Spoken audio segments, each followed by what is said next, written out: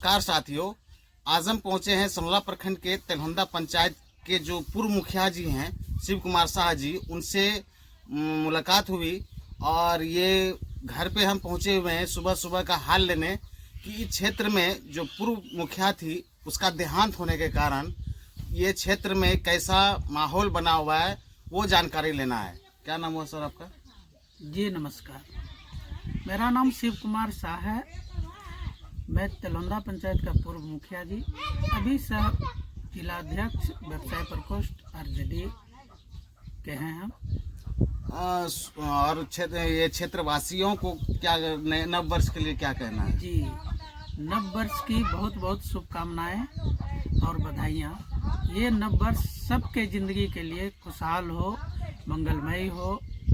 इसी के साथ हम भगवान से भी मनाते हैं कि भगवान सबके ऊपर कृपा रखें ताकि सभी खुशी रहें। पूर्व मुखिया जो आपके पंचायत की थी उनका देहांत होने के कारण आप कैसा महसूस कर रहे हैं सर? देखिए, उनके लिए तो पूरा पंचायत दुखी है। ऐसा होना नहीं चाहिए, लेकिन भगवान के आगे किनका चलता है। बहुत अच्छी थी,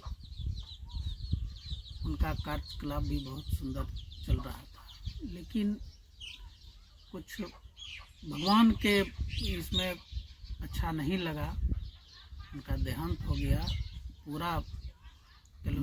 पूरा पंचायत में दर्द भरा माहौल है। हाँ, पूरा दर्द भरा माहौल। और खेद है, हमें भी खेद है, ऐसा नहीं होना चाहिए।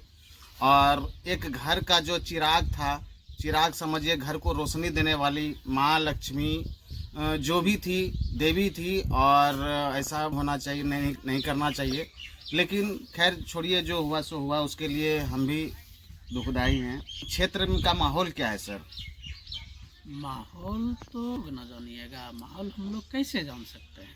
सुनने में आ रहा है कि चुनाव जो होता है वो होने वाला है। हाँ, ये लोकतंत्र में ऐसा है प्रावधान कि अगर सीट खाली हो जाता है किसी भी पंचायत का या किसी भी क्षेत्र का, तो वहाँ मध्यावधि चुनाव होता है। तो उसमें क्या रुझान रहेगा आपका सर?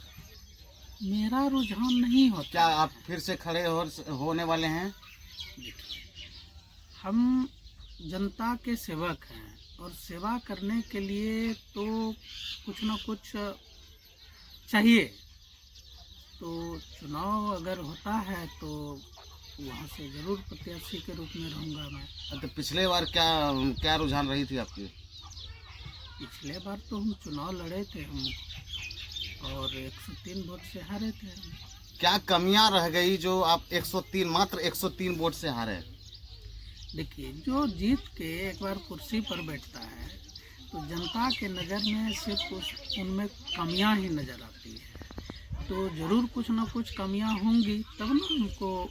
देखिए, मुखिया जी बोल रहे हैं कुछ न कुछ जरूर कमियां होगी तब हमको नहीं चुना गया, लेकिन मात्र 103 वोट से। जी, क्या 100 सही बात है जी। सेकेंड बार आप 103 वोट से हारे। पहली बार चुनाव में जीते हुए थे। 750 वोट ला के हम जीते थे, और इस बार 1364 वोट ला के हम 103 वोट से हारे हैं। और पब्लिक का काम ठीक ठाक चल रहा था आपके द्वारा? अपने हिसाब से तो हम अच्छा कर रहे थे। कुछ वैसा काम बताइए ताकि आप पब्लिक के लिए किए हों। देखिए, हमारे रीजन में नल जल आया था, बिहार सरकार के द्वारा नल जल आया था, नली गली आया था। तो नल जल में भी हम बहुत सारा बेहतर काम करके दिखाए हैं, रोड नाला में भी बेहतर काम करके दिखाए हैं। और अपना 100% देने के बावजूद भी बहुत सारा काम हमसे नहीं हो पाया था, क्योंकि पंचायत में जितना आवंटन होगा उसी के हिसाब से काम भी होता है। तो लेकिन अबरी जो आपके राज शासनकाल में जो 5 वर्षीय में योजनाएं थी, उस तरह का योजना इस बार नहीं आया है क्या? कुछ उस पर कहना है? सभी लोग इस चीज़ को कहते हैं, लेकिन ऐसी कोई बात नहीं है। अभी भी पैसा पंचायत में आ रहा है। अगर आ नहीं रहा है तो प्रत्येक पंचायत में काम हो कैसे रहा है? प्रत्येक पंचायत में 2 साल बीतने को आया, 1.5 करोड़ 2 करोड़ जहाँ से जितना मांग किया गया था, जिस पंचायत के जनप्रतिनिधि और वहाँ के पंचायत सेवक ने सरकार से, उस हिसाब से वहाँ आवंटन आता है और आया है। तब पर भी अभी पिछली पंचवर्षीय में जो कार्य हुआ था, इस पंचवर्षीय में काम नहीं दिख रहा है। हर क्षेत्र में, हर पंचायत में देखा जा रहा है कि काम नहीं चल रहा है। ज़्यादा जो था पहले उस तरह का काम इस तरह नहीं हो, इस पंचवर्षीय में नहीं हो रहा है। नहीं, ऐसी बात नहीं है। बहुत सारी चीज़ जो है ना, आपके इस पर भी निर्भर करता है। क्या अभी तक 2 साल से इंदिरा आवास भी नहीं मिला है, एक भी घर। हाँ, प्रधानमंत्री आवास योजना थोड़ा सा स्लो चल रहा है, ये सही बात है। और नल जल का कार्य जहाँ भी है वो अधूरा जो है, तो वो अधूरा पड़ा हुआ है। और कहीं टूटी टूटा हुआ है तो उसमें कोई मुखिया ध्यान नहीं दे रहे हैं। अभी सुनने में आया है कि नल जल का जितना भी काम है सब पीएचडी विभाग करेंगे, ठीक है। और पीएचडी विभाग अभी पूरे बिहार की बात के साथ साथ भागलपुर का भी बात करेंगे। एगो चापाकल ठीक नहीं करवा पाते हैं। जब हम लेजी डिपार्ट है, एसडीओ साहब को बोलते हैं या जेई साहब को बोलते हैं, तो बोलते हैं कि मेरे पास आवंटन ही नहीं है, पैसा ही नहीं है। तो एक जब चापाकल ठीक नहीं करवाते हैं तो ये तो पीएचडी में दे के भी ये दुर्दशा पुर जाएगा, सभी जनता हाहाकार मचा देंगे। और बिजली में सुन रहे हैं, बिजली में स्मार्ट मीटर लग रहा है, उस पर क्या कहना है आपका? देखिए, स्मार्ट देश, स्मार्ट राज्य, स्मार्ट जिला, स्मार्ट पंचायत बनाने के लिए स्मार्ट मीटर भी चाहिए। अगर आपको 24 घंटा बिजली चाहिए तो आपको पेमेंट करना पड़ेगा। और अगर गरीब जो है, जिसको मंथली पैसा इनकम नहीं है, वो 30 दिन का अगर लेते हैं, वो कार्ड अगर उसमें लगाते रिचार्ज करवाते हैं, अगर 30 से 31 दिन हो जाएगा तो फिर अंधेरा हो जाएगा उसका घर।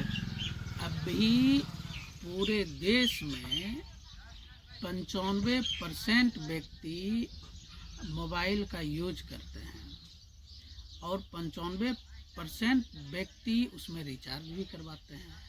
तो गरीब कोई नहीं है, ठीक है। सोच गरीब है, सोच गरीब है। आप पहले जो हम लोग चाह रहे थे कि 2 साल 5 साल में पैसा देंगे या नहीं देंगे, ऐसा नहीं है। छोड़िए, उतना लंबी में नहीं जाना है। लेकिन पंचायत में जो चुनाव होने वाला है उसमें आप न्यू क्या लाने वाले हैं? पब्लिकों को कैसे आप अपने तरफ झुकाइएगा? वो क्या गुण है, वो कुछ बता दें। पब्लिक सब जानती है, ठीक है ना। झुकाना नहीं है और न तो बताना है। उनके बीच में सेवक के तरह रह के काम करना है। 2 साल से ज़्यादा हो गया चुनाव हारे हुए हमको, लेकिन उस पंचायत के एक गांव में जितना वहाँ का वार्ड अपने गांव में नहीं घुरा होगा, उससे ज़्यादा हम घुर चुके हैं। हम उस पंचायत को छोड़े नहीं हैं। इसीलिए हमको काम में विश्वास है, हमको उनके सेवा में विश्वास है। जितना हो सकता है उनके सुख दुख में हम खड़े रहते हैं और खड़े रहेंगे। यानी कि मुखिया जी का कहना है कि हम जनता का मसीहा हैं और जनता को जो भी चीज़ का जरूरत पड़ता है तो हम वहाँ खड़े उतरते हैं। और ये चुनाव आने वाला है और यहाँ के पब्लिक को देखना है कि किनको चुनते हैं, जनता के मसीहा को चुनते हैं या कहीं मुर्गा पार्टी को चुनते हैं या अन्य तरह का बहुत सारा चुनावी एजेंडा है। उस पे जनता का रुझान कैसा रहेगा, अगले एपिसोड में आपको जरूर दिखाएंगे। धन्यवाद।